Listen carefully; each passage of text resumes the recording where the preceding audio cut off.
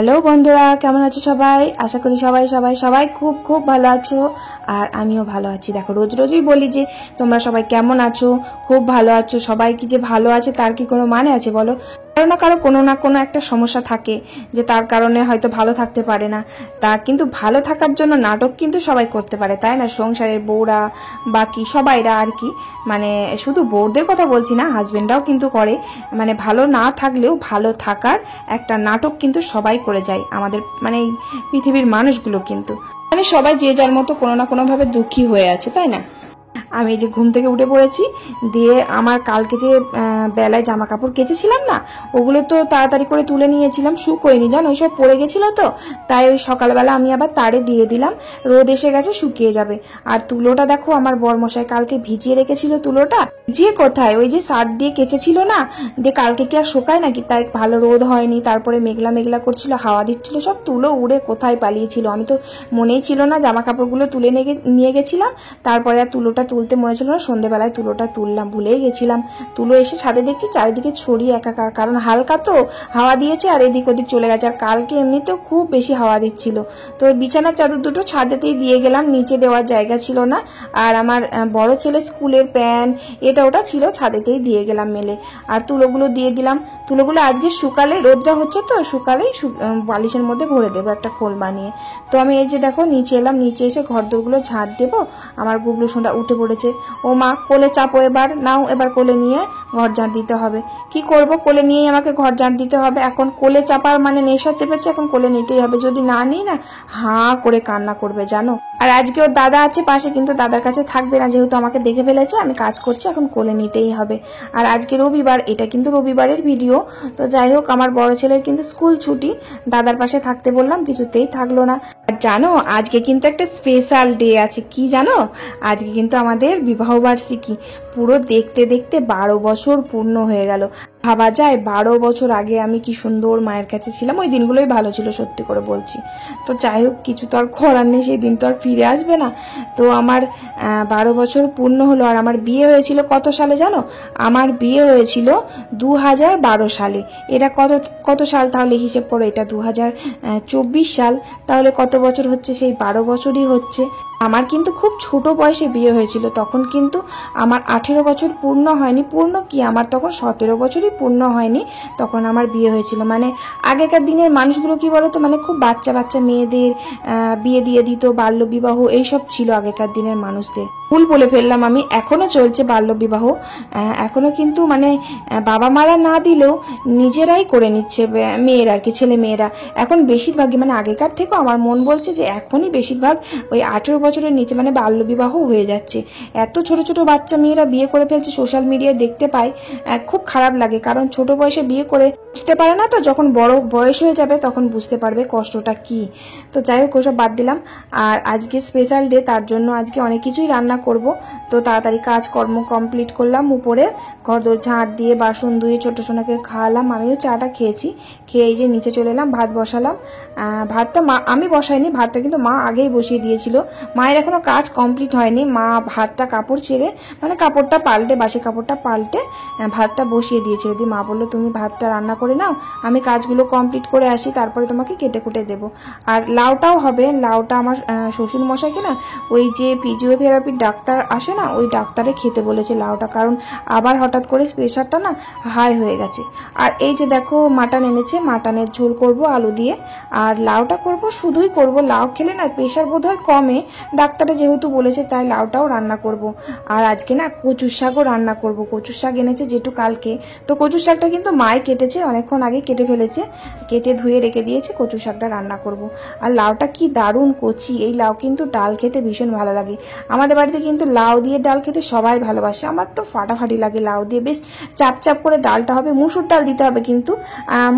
মুগ ডাল খায় লাউ দিয়ে, কিন্তু মুগ ডালও খায়। আমার কিন্তু মুগ ডালটা ভালো লাগে না, কিন্তু মুসুর ডাল দিয়ে লাউ দিয়ে কিন্তু দারুণ খেতে লাগে। আর আজকে তো অনেক কিছু রান্না করব, আর ওই মাটনটা করব, তার জন্য ছোট কড়াইয়ে হবে না। অনেক কিছু বলতে ওই যে লাউটা করব আর ওই কচুর শাক, কারণ কচুর শাক সে কাটলে অনেকগুলো হয়ে যায়, তারপরে সেই সিদ্ধ করার পর তারপর একটুখানি হয়ে যায়। তার জন্য বড় কড়াইটা মা মাটি দেয়নি, মানে ভাতটা বসিয়েছে, আমি বড় কড়াইটা মাটিটা দিয়ে দিলাম। এই যে দেখো এক ঝুড়ি কচুর শাক, মানে অনেকটাই লাগছে কিন্তু ফোনে বোঝা যাচ্ছে না, অনেকটাই হয়েছে। কড়াই যদি দিই না পুরো এক কড়াই ভর্তি হয়ে যাবে, আর ছোটো কড়াই তো ধরবেই না, তার জন্য বড় কড়াইটাতেই মাটি দিতে হলো। আর কচুর শাকটা না ইলিশ মাছের মাথা দিয়ে তোমরা খেয়েছো কোনোদিন? কচুর শাকে ইলিশ মাছের মাথা দিলে কিন্তু দারুণ লাগে। আর নারকোল কোড়া দিয়ে, মানে আমাদের একটা সময় আছে সে আরন্দন বলে না, আরন্দন মানে রান্না পুজো যেটাকে বলে, ওই সময় কচুর শাকটা খেতে হয়, মানে খেতেই হবে। কচুর শাক পান্তা এগুলো সব করে রেখে দিয়ে পরের দিন ভিজে ভাজা মানে পান্তা ভাতের সাথে খেতে হয়। তো কচুর শাকে তখন কিন্তু আমাদের নারকেল কোড়া দিতে হয়, মানে নারকেল কোড়া না দিলে হবেই না, দিতেই হবে ওটা। তো নারকেল কোড়া দিয়ে না আমি ভালোবাসি না খেতে, কেমন একটা খেতে লাগে, মানে মিষ্টি মিষ্টি লাগে। আর কচুর শাক আমি কিভাবে খাই জানো, একদম পুরো ঝাল ঝাল আর মিষ্টি মিষ্টি, মানে খুব ঝাল দিই, অতিরিক্ত ঝাল দিই, খুব ভালো লাগে খেতে। আমার ননদও ওরকম ঝাল ঝাল খেতে ভালোবাসে। আর আমার ননদের শ্বশুর বাড়িতে না ওইসব আনন্দ মানে রান্না পুজো নেই, মানে এই বছর কচুর শাকও খেতেই পাইনি, ও খেতে খুব ভালোবাসে কচুর শাক। তার জন্যই মা জেঠুকে বলেছিল যে নিয়ে আসার জন্য, ও খাবে, তাই অনেকগুলো নিয়ে এসেছে। তাও মানে সবটা কাটিনি, অর্ধেক এখনো রয়েছে, আর অর্ধেক মা কেটেছে। তো ওর জন্য আজকে ভালো করে স্পেশাল করে কচু শাকটা রান্না করব আমার ননদের জন্য। তো যাই হোক, তারপরে পটল ভাজলাম।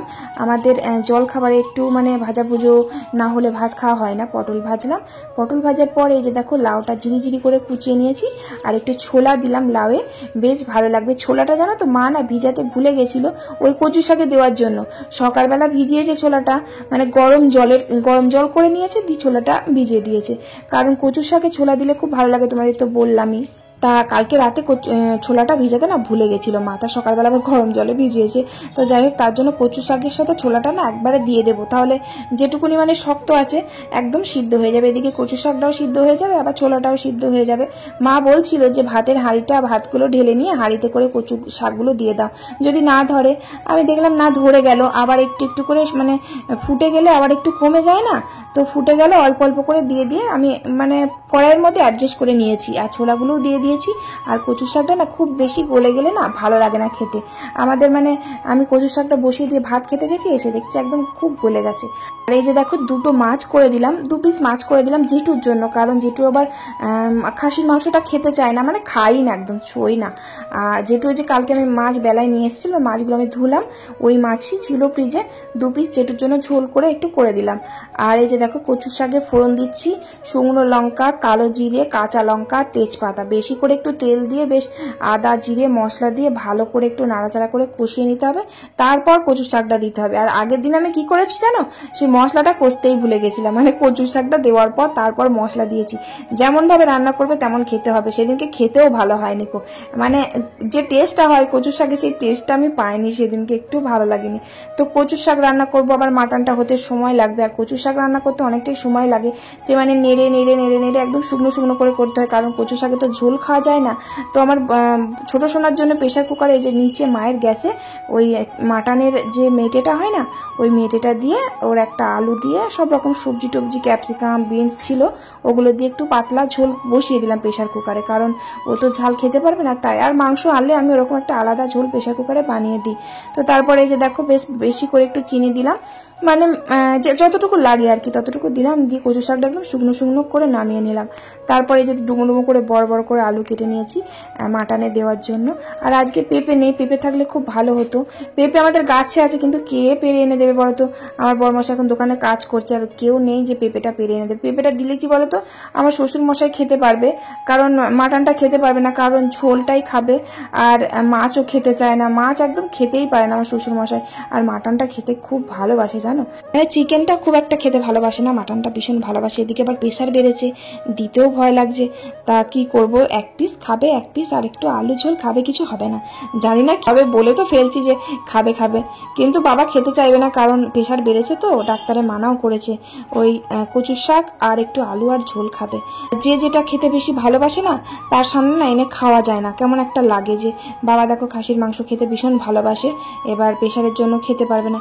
আর আমাদের কিন্তু ঘন ঘন হয় না খুব একটা, যদি 1 পিস আর একটু ঝোল খায় অসুবিধা কিছু নেই, তাই না বলো।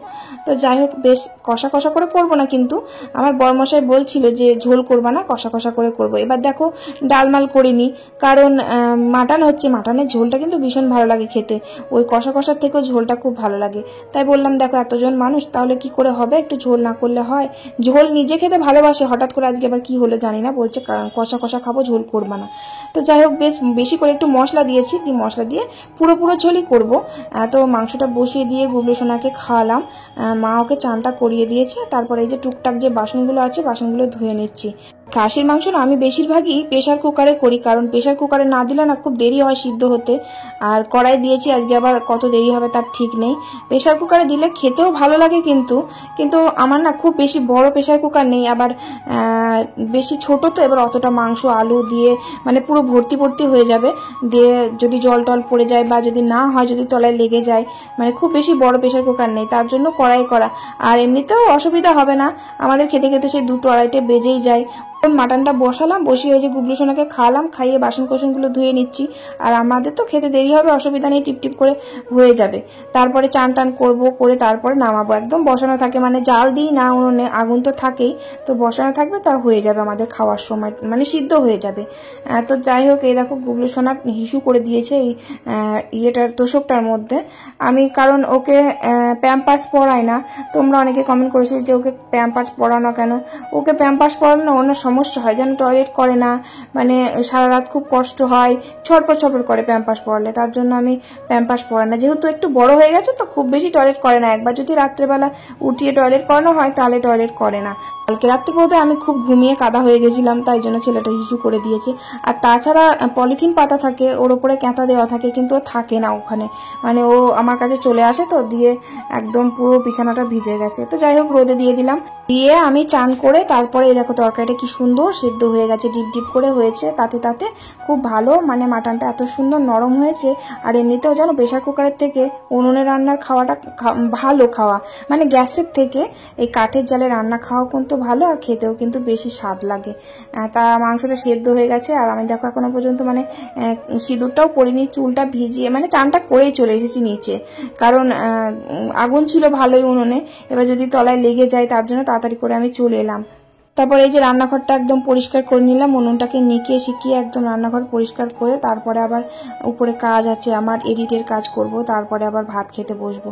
তো রান্নাঘর পরিষ্কার করে উপরে চলে এলাম, দিয়ে এডিট কমপ্লিট করেছিলাম, এডিট কমপ্লিট করার পর তারপরে খেতে বসেছি। আর বেগুন ভাজা করেছি, বেগুন ভাজা আনিনি, জলখাবারে খেয়েছিলাম। বেগুন ভাজা এই গরমে ভালো লাগে না খেতে। পটল ভাজা নিয়ে এলাম একটা, আর কচুর শাকটা কি সুন্দর খেতে হয়েছে, সত্যি যা ফাটাফাটি খেতে হয়েছে না, মানে এত সুন্দর খেতে হয়েছে বলে বোঝাতে পারবো না। তোমাদের যদি খাওয়াতে পারতাম তাহলে বোঝাতে পারতাম যে এত সুন্দর টেস্ট হয়েছে। নিজে রান্না করেছি বলে তা নয়, কিন্তু সত্যি খুব সুন্দর খেতে হয়েছে, একদম ফাটাফাটি খেতে হয়েছে, মানে পারফেক্ট, নুন মিষ্টি ঝাল একদম ঠিকঠাক। আর মাটনের ঝোলটা কিন্তু ফাটাফাটি হয়েছে। আর চর্বি তো আমার পুরো ফেভারিট খাবার, মানে মাটনের চর্বিটা এতটাই খেতে ভালো লাগে, আমার ওই দিয়েই ভাত খাওয়া হয়েছে, মাটন লাগবে না, আমার চর্বি দিয়ে এত ফেভারিট। চর্বি, তারপর সেই মাটনের যে টেংরিগুলো হয় না, ওই টেংরিগুলো ছোটোবেলায় খুব খেয়েছি জানো, আমার বাবা নিয়ে আসতো, তা আবার কেমন করে খেয়েছি জানো, ছোটোবেলায় যখন বাবা আনতো মা উনুনের মধ্যে বসিয়ে দিত, ওই আঁচের মধ্যে বসিয়ে দিত, আমাদের তো আঁচে রান্না করতো মা, ওই ছোট্ট একটা হাঁড়ি ছিল, ওই হাঁড়ির মধ্যে সিদ্ধ করতে দিত নুন দিয়ে, আমি জানো ওই সিদ্ধই খেতাম, মানে কোনো ঝাল নেই মশলা নেই কিছু নেই, ওই সিদ্ধ ওই টেংরিগুলো আমি ওরকম ছাড়িয়ে খেয়ে নিতাম, ওটা আমার খুব প্রিয় খাবার ছিল। আর এখন আনলে কি করি বলো তো, মশলা দিয়ে কষা করেই করি। তারপরে খাওয়া দাওয়া করলাম, খাওয়া দাওয়া করার পর ওই যে 2 ভাই খেলা করছে, ঘুম থেকে উঠে পড়েছে, আর আমি এই যে বাসন কোসন আছে বাসন কোসনগুলো ধুয়ে নিলাম। আজকে বড়মশাইকে বললাম যে বিকেলে চলো, দোকান খুলতে হবে না, চলো আমরা একটু ঘুরে আসি কালনা থেকে, কারণ কালনা 108 মন্দির আছে, তো ওখানে যদি একটু ঘুরতে বেশ ভালো লাগতো, কারণ সারা জীবনই তো কাজ আর কাজ করেই যায়, একটা দিন যদি একটু ঘুরি তাহলে আর কি মনটা ভালো থাকে, মানে এই ঘরে 4 দেওয়ালের মধ্যে থাকতে না মানে পাগল হয়ে যাচ্ছে, আর ভালো লাগছে না, একটু ঘুরতে পেলে মনটাও ভালো থাকে, শরীরও ভালো থাকে সত্যি। আমার বড়মশাই বললো ঠিক আছে তাহলে দোকান খুলবই না, তুমি যখন বলছো চলো ঘুরেই আসি। তারপরে আবার দেখছি, এবার আমি তো বিকেলের দিকটায় ভিডিওটা আপলোডে বসাই না, কমপ্লিট করে ভিডিওটা সব ট্যাগ ডেসক্রিপশান এটা ওটা সব কমপ্লিটের কাজ থাকে, আবার ছোটো সোনাকে খাওয়ানো দাওয়ানো, তার জন্য আমি বললাম তাহলে তুমি এক কাজ করো, তুমি দোকানটা খোলো, আমার কাজ পুরো কমপ্লিট হয়ে গেলে তারপরে আমি তোমাকে ফোন করে দেবো। তা বললো ঠিক আছে তাহলে আমি বাড়িতে বসে থেকে এবার কী করবো। তো ওই যে তোষকটা ছিল ছাদে, তোষকটা তুললাম, তুলে পুরো সন্ধে দিলাম, সন্ধে দিয়ে তারপরে এই যে দেখো রেডি হয়েছি। আর এই যে গেঞ্জিটা দেখেছো, এই গেঞ্জিটা কিন্তু আমি তোমাদের দাদাভাইকে গিফট করেছি। আর চুলগুলো কেটে দেখেছো কেমন লাগছে, হনুমানের মতো। রাগ ধরছে আমার খুব দেখে, সত্যি আমার খুব রাগ ধরছে, তাই জন্য বললাম তোমাদের। আমার এই চুল কাটা একদমই পছন্দ হয় না, তাই বললাম। আর তারপরে বেরিয়ে পড়লাম বাইকে করে। আমার বড় ছেলেকে বললাম যাওয়ার জন্য, কিছুতেই গেল না। তারপর আবার রাত হয়ে গেছে, কটার সময় গেছি জানো? 7:30টার সময় আমরা যাচ্ছি কালনা ছোট সোনাকে নিয়ে। তো ছোট সোনা কাঁদবে, থাকবে না কারো কাছে, তার জন্য ওকে নিয়ে যাওয়া। আর আমি শর্ট ভিডিও করছিলাম, তাই জন্য বড় ভিডিও করা হয়নি। বিরিয়ানির দোকানে সোজা এসেছি, শুধুমাত্র কালনা এসেছি বিরিয়ানি খেতে, মানে খেতেও না, ওই বিরিয়ানি নিতে আর কি। আর আমার বড় ছেলে আসেনি তো, তার জন্য খাবো না, নিয়ে যাব বাড়িতে। আর এই যে দেখো একটা সাবস্ক্রাইবার বোনের সাথে দেখা, তো আমাকে দেখে আর কি অনেকক্ষণ থেকে দাঁড়িয়ে আছে, আমি বুঝতে পারিনি যে এটা কে। তারপর ফাইনালি অনেকক্ষণ পর আমাকে বলেছে, দিদি ভাই আমি তোমার ভিডিও দেখি, ফলো করি, আর আমার ভিডিও আমার ভীষণ ভীষণ ভালো লাগে। আর গুবলু সোনাকে একটু আদর করলো, আর একটা সেলফিও তুলে নিলাম আমরা। তারপরে আর এটা শর্ট ভিডিও করেছি বলে এরকম লাগছে দেখতে। তারপরে আমরা সোজা বিরিয়ানি নিয়ে চলে এলাম বাড়িতে। আর কোথাও ঘোরাঘুরি করিনি, কিছুই করিনি। এই যে দেখো গুটগুট করছে অন্ধকার, আস্তে আস্তে পুরো 8টা বেজে গেছে। আর বিকেলের দিকে যেতে বলেছিলাম, যদি বিকেলে যাওয়া হতো তাহলে একটু ওই 108 মন্দিরে ঘোরাঘুরি করতাম। আমার বর কি বলতো, কাজ ছাড়া আর কিছু চোখে দেখতে পায় না, কাজ হলে খুব ভালোই হয়। সবসময় 12 বছর ধরে দেখেই আসছি, দোকান বন্ধ করলে সারা শরীর জ্বালা পোড়া করে। তাই জন্যই আমি আরো বললাম যে দোকান তুমি খোলো গা, দোকান তোমাকে বন্ধ করতে হবে না। তো আমি ভালোর জন্যই বলেছিলাম, দোকান বন্ধ করলেও রাগ রাগ হয়, তার জন্যই আমি বলেছিলাম যে দোকান তোমাকে বন্ধ করতে হবে না, দোকান খোলো গা, আমার কাজ হয়ে গেলে তোমাকে বলবো। কারণ আমি বললাম আমার বরমশাই সব দোকান বন্ধ করে কোথাও ঘুরতে যাওয়া পছন্দ করে না, তাই জন্যই আরো বললাম। প্রচন্ড পরিমাণে খিদে পেয়েছিল, বিরিয়ানিটা নিয়ে এই যে দেখো খেতে বসে পড়েছি। প্রায় 9টা মতন বেজে গেছে, 9টার সময় খেলাম। আর খুব খিদে পেয়েছিল, কিছু খাওয়া হয়নি সন্ধ্যা থেকে, তাই জন্য। তো আজকের ভিডিও কিন্তু এই অবধি। আর ভালো লাগলে তোমরা অবশ্যই একটা কমেন্ট করো, লাইক করে দিও অবশ্যই, আর চ্যানেলে নতুন হলে সাবস্ক্রাইব করে দিও। টাটা, বাই বাই আজকের মতো।